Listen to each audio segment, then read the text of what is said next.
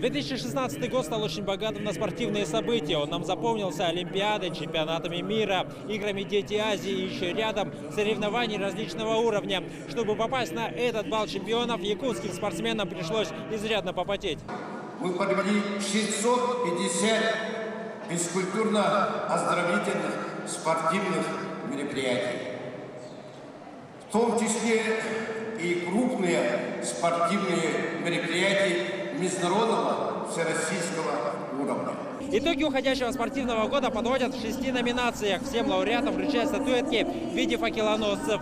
Лучшей среди спортсменов с ограниченными возможностями стала Степанида Артахинова. Тут следует вспомнить, что путь к успеху спортсменов в этой категории был особенно тернистым. После того, как нашу паралимпийскую сборную не допустили к основным соревнованиям, пришлось организовать свои альтернативные. Самое сложное то, что не было с нами вместе наших соперников основных, которых мы хотели выиграть, с которыми постоянно на чемпионатах мира и Европы соревновались. Их не было, и с этим были сложности.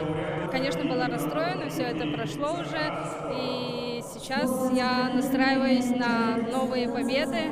Одной из интереснейших номинаций стали национальные виды спорта. Здесь нет абсолютного победителя. Каждый из них лучший в своем роде. И все вместе они продвигают якутские дисциплины на международный уровень.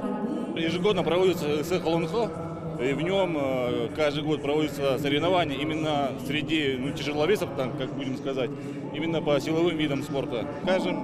Каждым годом становится популярнее и престиж, и охватывает весь народ.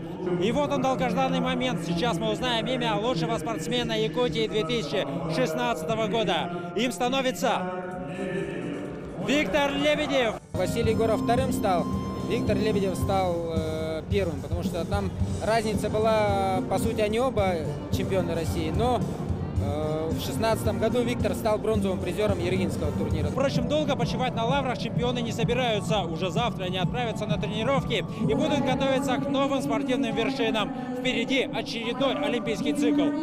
Дмитрий Макаров, Максим Бурцев, Вести, Якутск.